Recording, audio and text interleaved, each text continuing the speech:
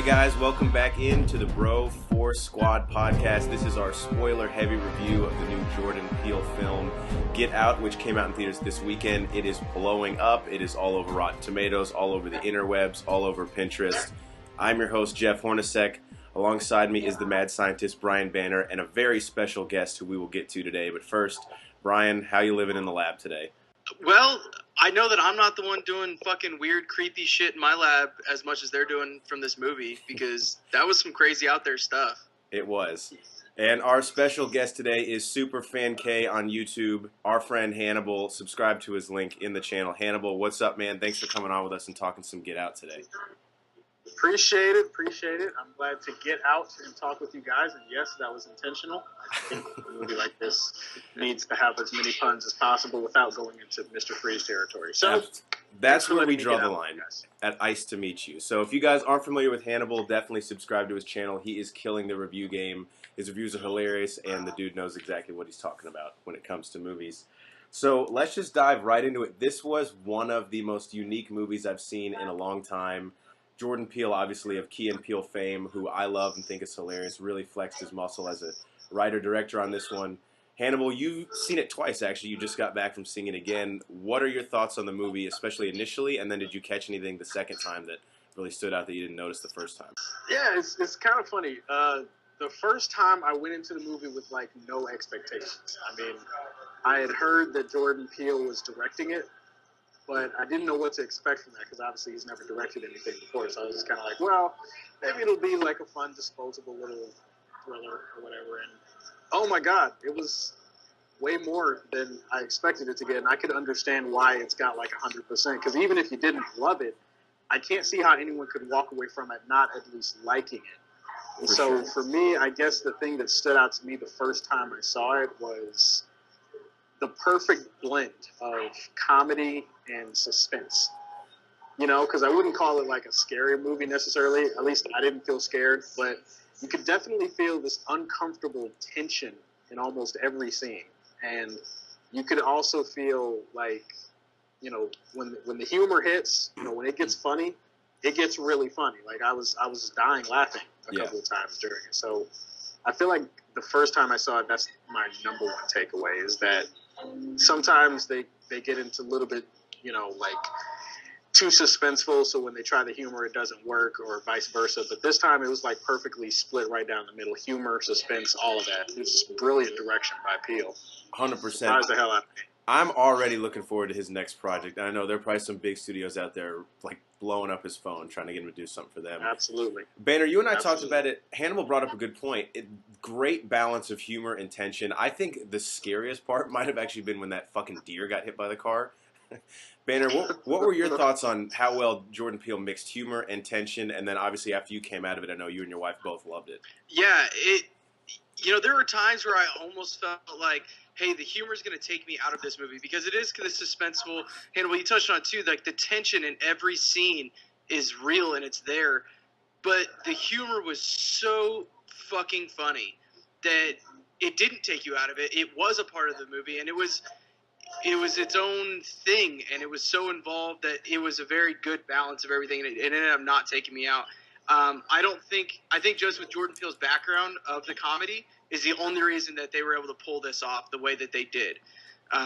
No, when I saw this, I had an awesome theater experience. Like, my theater was laughing, like, out loud, clapping, obviously at the end, like, really getting into it. So that made this even more enjoyable for me. Hannibal, on the review on your channel, which everyone should also check out, I thought had some great points about Daniel Kaluuya. I know we don't really know how to pronounce his name, but it's a name that we're going to learn very soon because this guy is insanely talented. He absolutely killed this role. What were your thoughts overall on the cast? Because we didn't have any necessarily big names except for Catherine Keener and maybe Bradley Whitford, but I thought everyone was so well cast in this, personally.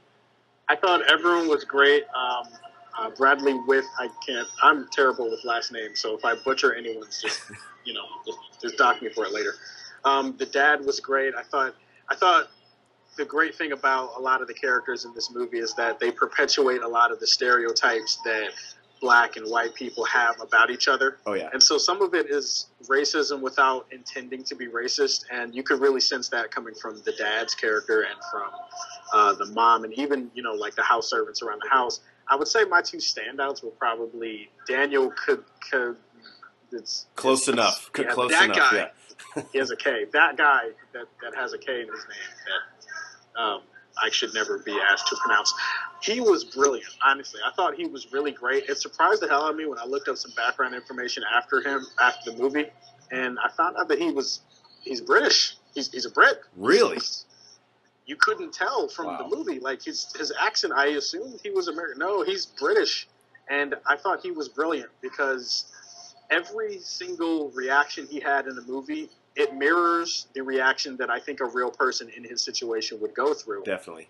And the other standout to me, it has to be Lil Rel Howery, who is he's a comedian. And I didn't really follow him much before this movie, but I think this movie is definitely, like you said earlier, is going to get him a lot of work because every scene he was in, he stole. Like, He was hilarious, and every time I saw him and he went off the screen, I was like, damn, I want more of him. I know. Why isn't he on screen right now? And how perfect was it that he was a TSA agent? Like, that's fucking brilliant. I could have just seen a Rod Williams movie, his character. Like, I could have watched that guy for an hour and a half, like Hannibal was saying.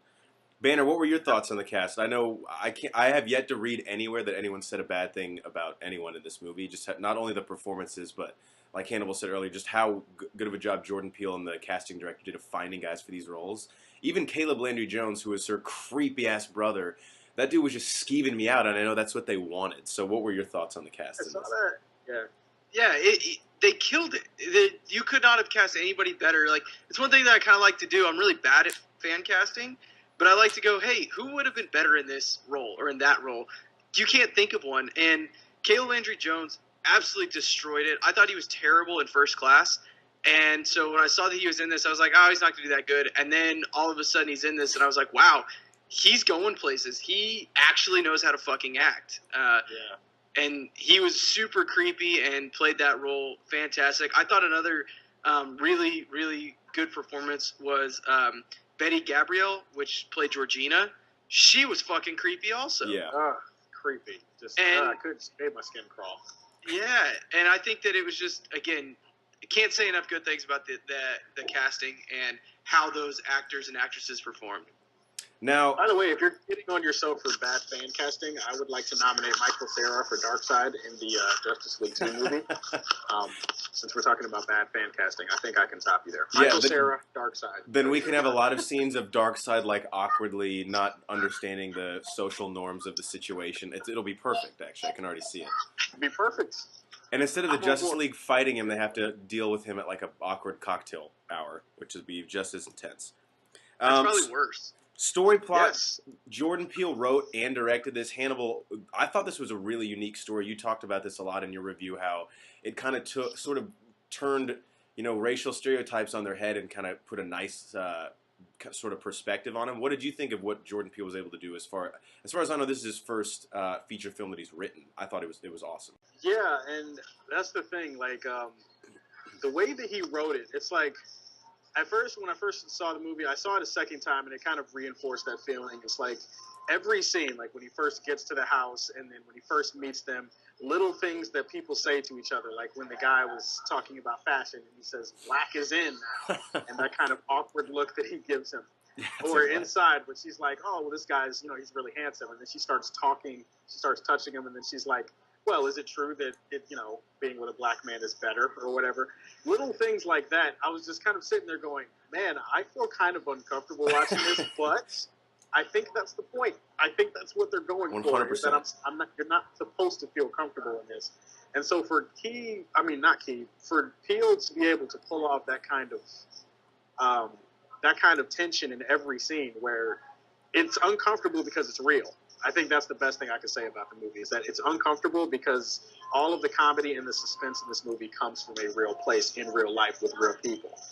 And so for Peele to pull that off, again, you said it earlier, I am so looking forward to seeing what his next project is. If he can pull this off, like knock a home run on his first at-bat, let's get him up to the plate more often, Seriously. Banner, I know in Hannibal's review, he talked about how the quote-unquote twist sort of at the end of the second act, sort of the third act, wasn't something that necessarily blindsided you. You could kind of telegraph it, but it still worked and really set the movie off on a very fast-paced climax. How did you feel about the way that everything was executed, especially as you really started to learn these characters' motivations and what was actually going on? But that was kind of a hidden brilliance of the thing, is that yes, it was a twist. Regardless whether it was a big twist, you saw it coming, you didn't saw it coming, it was a twist. It happened relatively early in the movie, but yet you still had no idea where they were going with it. You didn't know what was going to happen, and like there was almost the twist was almost that you didn't know what was going to happen with the twist. You know, it wasn't like a Sixth Sense thing where like, oh, hey, he sees dead people and Bruce Willis is dead. Like that happened at the end of the movie, and you're like, shit, I had no idea, I didn't see that coming. Well, this it built up to it. You saw it coming. Now what happens? It was almost like a origin story and a sequel kind of mixed into one, if you will. Right. Yes. That's when I said that in my review, it's really I was searching for nitpicks because I don't think that it's like a huge deal with the movie. But as soon as they got to her parents' house and things started going weird, and the girlfriend was just kind of apologizing for stuff, and I was just kind of like, okay, there's no way she's not in on this. Exactly. Because I was just sitting there like, how do you not know your parents and the family and the people that they associate do this stuff? There's no way that she's not, oh my gosh, she led him there for slaughter, didn't she? Yeah. Like, I started thinking that 30 minutes into the movie. So when it happened, I was just kind of like, yep, I pat myself on the back and, clapped myself 3 times. I called that. But even after that, I had no idea where they were going to go once that was revealed. Like, once that happened and this whole this other plan popped up with the blind guy and the hypnosis in the basement, I was just kind of like, man, I am surprised at how invested I am in this, despite the fact I could see the twist coming from the beginning of the movie. Yeah. I got a question for you guys. The blind guy that ended up buying Chris is the character's name. Did you guys think that for half a second he might be a good guy? I did, yeah. For a brief second, I was kind of like, they had a really nice, real conversation. He seems like the only guy around there who seems to get it. And I was kind of like, maybe he could be like a helpful guy. Like, no, he's not there to help. Yeah, no, he's just as batshit crazy as the rest of them. I had a question how a blind guy wins the silent auction. Like, how does he know when to raise his paddle to bid on anyone? That's maybe the Daredevil. Yeah, that's the only plot hole that I could find in this. Last thing before we give it our rating and let you guys go, best scene in the movie. This was hard because Banner and I, Hannibal, were talking off pod. And it's like every time you think of one, you're like, oh shit, maybe this one was better too. What was your favorite scene in this movie if you had to pick one? Oh, for me, it's a small one. It's just, I call it the beginning of the revolution. The revolution will not be televised and all that stuff. It's when, at the very end, where he's getting hypnotized in the chair, and then the guy comes in to prep him for the weird surgery that I don't understand how that works. But he comes in there and he gets the chair ready and everything. And I was just kind of like, oh my God, he has to do something now. This is it. And the brilliant thing where he put the cotton in the chair and put it in his ears to cover up the fact that he couldn't hear the spoon in the cup and knocking the guy out. It was just a moment of victory for me that I was just like, yes. My theater freaked out at that scene. My theater was like the NCAA tournament. Like, everyone started going absolutely nuts. It was so fun. Banner, best scene for you, which it's tough to pick out because there were so many awesome ones here. I went with the dinner table scene when they're all sitting around the dinner table talking, and then the mom goes to get the carrot cake, and you really start to feel the tension between the family and really the couple, because at that point there isn't a whole lot of tension between Chris and Rose, but you feel the tension. You know something's going on. He feels something's going on, but you don't really know what that is. And then the brother gets up and tries to do some crazy jujitsu move on him, and he's like, "Look, man, I don't play fight with drunk people. It's just a rule I have." Smart. It was just, it kind of was a good culmination of, hey, this is what this movie's about. This is really what you're about to get into, moving into the later acts of the movie. For me, absolutely, it wasn't so much a scene, it was a moment, and this is kind of cheating because this is obviously like the stand-up part of the movie. But at the very end, right after shit has just completely hit the fan, and Chris has survived basically like being able to kill off this whole family, and the cop car pulls up, and you're thinking like, God, no. Like, I do not want him to have to try and explain this to the cops, especially if it's that weird fucking cop from earlier in the movie. But it turns out to be Rod in the TSA car. That was like... Yeah. My theater, again, just started erupting in applause. That was, like, just such a great way to kind of cap off this movie, I thought. Like, we did it, and I love the moment where he got in the car and the guy, he was struggling to find the right words to say to him, and then he was just kind of like, hey, man, I fucking told you not to go in. Yeah, and he's like, I'm TSA. That's how I found you. All right, Hannibal, I know you gave this your Superman Prime, which is the cream of the crop, creme de la creme rating. If you had to give it a rating again, scale, we have kind of a lamer scale, a scale out of 10. What would you give it on a 1 to 10 scale? Let's see, 1 to 10. It has to be at least a 9, I'd say, for me. Yeah, I'll go a solid 9.0, not 9.5, because again, I did kind of see the twist coming. And the whole experiment, like putting the brain inside a black person, but I'm not exactly sure how that works. But man, what a fun ride. What a great tension-filled, funny movie, brilliantly directed, brilliant performances all around. I mean, I could sing this movie's praises. I could see it again.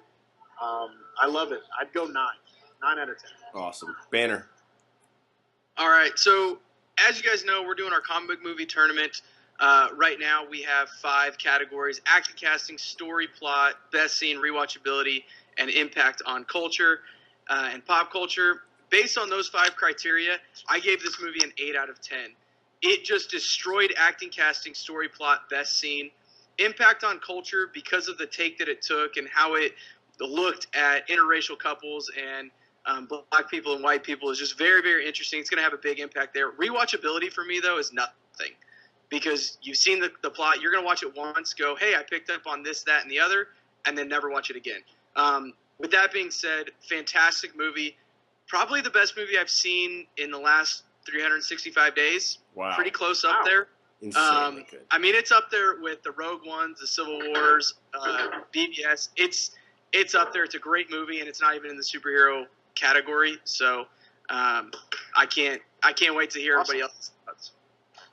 Yeah, I pretty much echo all that. 9 out of 10. And like Hannibal said, I cannot wait to see whatever Jordan Peele puts out next as a writer and or director, because I am there first day, opening row. Well, maybe not opening row. That'll hurt my eyes. But I'll be there middle of the theater to see it. All right, guys. A sequel to this? Because one more thing before I go. If he does a sequel to this, could they call it, like, Get the Fuck Out or something? Or Get Out Harder. Get the hell out of here, or Go Back Home, something like that. All those titles, I think, work for me and would describe what's happening very accurately. All right, guys, thanks for checking us out. We are the Bro 4 Squad podcast. For Brian Banner, I'm Jeff Hornacek. Be sure to check out Hannibal on his YouTube channel, Superfan K. Click the link in the subscription. Subscribe to all his videos. He's murdering the review game. Thanks for coming on. Be sure to check us out as well on Twitter, @Bro4Squad, YouTube, and iTunes. Subscribe to us there.